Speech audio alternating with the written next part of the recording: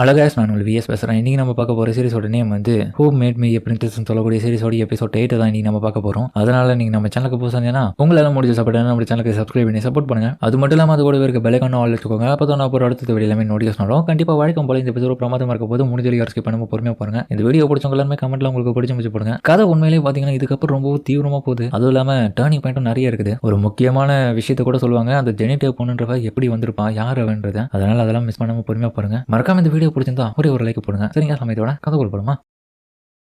அத்தனாசியா பார்த்தா இப்போ அவ கத்து வச்சு இந்த மேஜிக் எல்லாமே இப்போ பயன்படுத்த ஆரம்பிக்கிறான். டே லூக்கஸ், இதை பாத்தியா? பரவாயில்ல, அந்த அளவுக்கு மோசமா பண்ணல. ஆனா நீ ஸ்பீடாவே கத்துக்கிற மாதிரி தெரியுது. எனக்கு என்ன பண்றது, நான் ஒரு ஜீனியஸா இருக்கிறதுனால தான் இதெல்லாம் உனக்கு கரெக்டா நடக்குது. என்னடா இது கதையா இருக்கு, வேலை பார்த்துல நானே நீ நடனா பேர் சம்பாதிச்சிட்டு போற மாதிரி சொல்லிட்டு இருக்க. சரி ஓகே, நீயும் தான் திறமையான ஆளு, ஆனா இருந்தாலும் சொல்லிக் கொடுத்தது யாரு? சரி ஓகே, அப்போ ஒரு பர்சன் எப்படி பறக்க வைக்கிறதுன்ற மேஜிக் எனக்கு சொல்லிக் கொடு. நீ பெரிய ஆளு, நான் ஒத்துக்கிறேன். போ. இல்ல இப்போதைக்கு உனக்கு அந்த அளவுக்கு ஸ்கில் இல்ல, பொறுமையா கத்துக்கும். ஏன் இல்ல? ஏன்னா ஒரு பர்சனை நீ பறக்க வைக்கணும்னா கண்டிப்பா அதுக்கு அதிகப்படியான கான்சென்ட்ரேஷன் தேவை. முதல்ல நீ நான் லிவிங் திங்ஸ் எல்லாத்தையுமே பறக்க வைக்கணும். எவ்வளவு பெருசா தான் இருக்கணும், எவ்வளவு பெருசுனா இப்ப பாருன்னு சொல்லிட்டு அந்த இருக்க எல்லா பொருட்களையும் மேல பறக்க வைப்பான், அவளையும் உட்பட. டே என்னடா பண்ற, கீழே இருக்கடான்ற மாதிரி பதறா. இப்ப புரியுதா எப்படி என் ஸ்கில்? என்ன மாதிரி நீ அதை பண்ணணும், நீ பிரமாதம் தான். சரி ஓகே, இருந்தாலும் நீ குடிக்கிற அந்த டீ கப் வந்து எந்த நான் எச்ச பண்ணதை நீ குடிச்சிட்டு இருக்க, எனது ஒந்தான்ற மாதிரி அவன் கக்கிடுவான். அதுக்கப்புறம் மேஜிக் புக்கை புரட்டி பார்த்துட்டு இருக்கும் போது ஆட கடவுளே, போன தடவை நான் அஜிக்கல் கிட்ட ஒரு குட் பை கூட சொல்லாம வந்துட்டேன். அதனால அவன் என்ன தப்பா நினைச்சுப்பான். டே லூகஸா, லாஸ்ட் டைம் வந்து நான் அந்த மிஸ்டர் ஸ்னோவியோடைய வீட்டுக்கு போனேன். திரும்பியும் நீ அந்த இடத்துக்கு என்ன அனுப்ப முடியுமா? எதுக்கு நான் உன்னை அனுப்பணும்? அந்த பையனை பத்தி யோசிக்கிறது நிறுத்து. என்னடா பேசுற நீ? போன தடவை நீ அந்த இடத்த விட்டு வேகமா என்ன கூப்பிட்டு போய் நான் அவனுக்கு ஒரு குட் பை கூட சொல்லல. அதெல்லாம் முடியாது, உட்காரு. சும்மா தேவையில்லாத இந்த விஷயத்துக்குலாம் என்னுடைய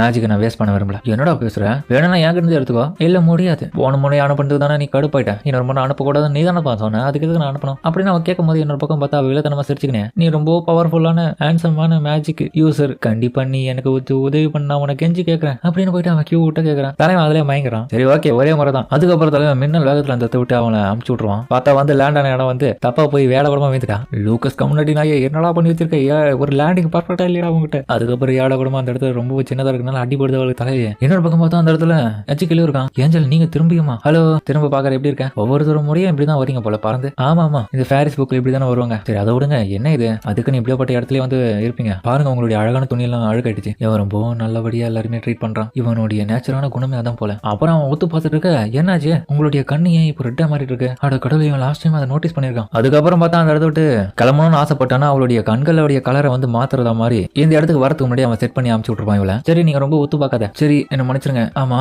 நீங்க என்ன பண்ணீங்க? அதுவா, கடைசியா வந்தப்போ நான் இந்த இடத்துல உங்ககிட்ட எந்த விதமான குட் பையும் சொல்லாம ஒரு வார்த்தை கூட எதுவுமே சொல்லாம போயிட்டேன். அதுதான் எனக்கு அந்த இடத்த விட்டு போன பிறகு மனசுக்கு ரொம்ப சங்கட்டமா இருந்துச்சு. நீங்க போன பிறகு எனக்குமே கொஞ்சம் பதட்டமா இருந்துச்சு. எப்படி பாதுகாப்பா இருக்கீங்களா, உங்களுக்கு என்ன ஆச்சுன்றது நான் ரொம்ப ஃபீல் பண்ணி யோசிச்சுட்டு இருந்தேன். நான் இப்போ வந்ததுக்கான காரணமே ஒரு ப்ராப்பரா நல்லபடியா பேசிட்டு திரும்ப குட் பை சொல்லிட்டு போறதுக்காக தான். இதுக்காக வந்தீங்க? ஆமா, எனக்கு ரொம்ப சந்தோஷமா இருக்கு. ஏன்னா திரும்ப உங்களை நான் பார்க்கறது எப்பவுமே என்னுடைய வாழ்க்கையில ரொம்ப நல்ல விஷயமா தான் நினைச்சேன். நீங்க என்னுடைய ஏஞ்சல் அப்படின்னு நான் சொல்லவும் இவளுக்கு வெக்கமிடும். ஆமா, என்ன இது பெட்டி படிக்கலாம் யார் கட்டிட்டு இருக்கேன்? ஆமா, நான் இந்த இடத்த விட்டு கிளம்பி வெளியே போய் படிக்க போறேன். ஆர்லாண்டாக்கு இன்னும் ஒரு 2 நாட்கள்லயே நான் போயிடுவேன். கடல் தாண்டி போறானா, ஒபிலியா விட்டதும் இது சரியில்லை. ஃபியூச்சர்ல இவன் தான் டியூக்கா இருக்க போறான். கண்டிப்பா வளரும் போதும் பெரிய ஆளா இருப்பான். கூடவே இவனுடைய மேரேஜ் பார்ட்னரா ஜெனிட்டே தான் இருக்க போறான் அப்படின்னு வருத்தத்தோட யோசிச்சுக்கின்னு அப்படியே பார்த்தா ஒரு பாக்ஸ்ல கால் தடிக்க அப்படியே கீழே விழும் போது கரெக்டா அவன் பிடிச்சிருவான். அங்கேயே ரொமான்ஸ் லைட்டா சின்னதா வந்துடும். அதுக்கப்புறம் அவன் எல்லாத்தையுமே யாரை கட்டிட்டு இருக்கும் போது ஃபியூச்சர் கண்டிப்பா கொஞ்சம் கொஞ்சமா மாறுது. அது எனக்கு தெரியுது. கவலைப்படாதீங்க, இந்த இடத்த விட்டு நான் வெளியே அந்த இடத்துல போய் படிக்கிறதுனால என்னுடைய அப்பா சொல்லியிருக்காரு அங்க நிறைய நல்ல நல்ல டீச்சர்ஸ்லாம் எனக்கு சொல்லிக் கொடுப்பாங்க. சரி அதை விட நீ எப்ப திரும்ப வருவேன்? அது எப்பன்னு தெரியல, ஆனா உங்களை ஃபேஸ் பண்ற லெவலுக்கு நான் ஒருத்தன ஆளா பிரின்சஸ்? கேட்ட உடனே டக்குன்னு வெக்க வந்துடும் அவளுக்கு. அதுக்கப்புறம் பார்த்தா ஜெனிட்டேவும் கதவு திறக்கிறதுக்காக ட்ரை பண்றா. அண்ணா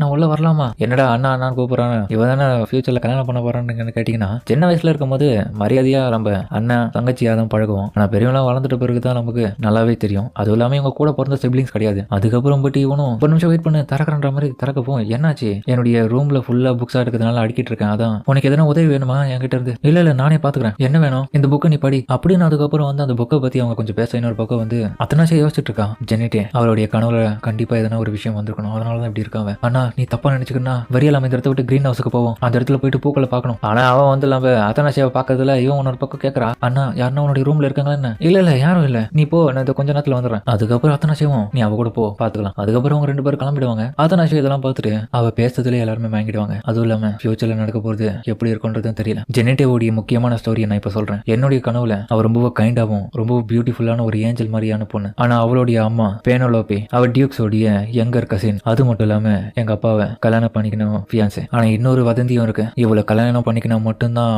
என்னுடைய அப்பாவால கிரவுன் பிரின்ஸா மாற முடியும்னு. அதனால எங்க அப்பா அதுக்கப்புறம் த்ரோனுக்கு வந்த பிறகு அதுக்கப்புறம் அவங்கள ரிஜெக்ட் பண்ணிட்டாரு. எங்க அப்பா அதுக்கப்புறம் தனியா பிரிஞ்சு வாழ ஆரம்பிச்சாரு. இதுக்கிடையில ஜெனிட்டோடைய அம்மா பிரெக்னென்ட் ஆகி குழந்தை பெற்றுக்கினாங்க. ஆனா அந்த ஒரு குழந்தை எங்க அப்பாவோட தான். உண்மையை சொல்ல போனா அவ என்னுடைய சிஸ்டர் மாதிரி தான். எங்க அப்பா போனதுக்கு அப்புறம் அவங்க உடல் நல்ல சரியில்லாம இறந்துட்டாங்க. அதுக்கப்புறம் ஜெனிட்டேவை வந்து தத்தெடுத்து ஸ்னோவி ஃபேமிலியை சேர்ந்தவங்க வளர்க்க ஆரம்பிச்சாங்க. ஃபியூச்சர்ல ஜெனிட்டே ரொம்ப நல்லா வளர ஆரம்பிச்சு எங்க அப்பாவுடைய பாசத்தை மொத்தமா எடுத்துக்கணும். எனக்கு முன்னாடி அவதான் அந்த இடத்துல எல்லாருக்கும் பிரின்சஸா தெரிஞ்சா. ஒருவேளை நான் அவளை வெறுக்கிறேன்னா யார் மாதிரி அப்படின்ற மாதிரி டக்குன்னு வந்து பயமுத்துவா. டேய் மென்டல் லூக்கஸ், எதுக்குடா வந்து பயமுத்துற இப்படி? எதுக்கு நீ இன்னமும் இந்த இடத்துல இருக்க? வேலை தான் முடிஞ்சதுல, அப்பயே என்ன கூப்பிடு வந்தானே, அந்த இடத்த விட்டு கிளம்பிருக்கலாம்ல. என்ன பேசிட்டு இருக்க நீ? சரி, இன்னும் கதை இன்னும் முடியல. அந்த பையன் யாரு? எஜுக்கில கேக்குறியா? ஆமா, அவன் தானே அந்த டியூக் ஸ்னோவியோடைய பையன். நான் அவனை கேட்கல, அந்த பொண்ணை கேட்கறேன். அவ பேரு ஜெனிட்டே. அப்படியா? ஆனா அவ ஷிமேராவா? பிளாக் மேஜிக்ன்ற ஒரு விஷயம் ஆல்டர் பண்ணப்பட்ட குழந்தைனா கண்டிப்பா அவளா கூட இருக்கிறதுக்கு வாய்ப்பு இருக்கு அப்படின்னு ஒரு அதிர்ச்சியான விஷயத்த வந்து இவன் சொல்றதுல அவ ஷாக் ஆயிடுவான். அதுக்கப்புறம் அந்த கிரீன் ஹவுஸை காமிக்க அந்த இடம் பார்த்தா ஃபுல்லாவே செடி கொடிகளா இருக்கு. அவங்க அதெல்லாமே ரசிச்சுட்டு போயிட்டு இருக்காங்க. இவங்க ஒன்னு பக்கம் ஃபாலோ பண்ணி அதே இடத்துக்கு வந்துட்டாங்க.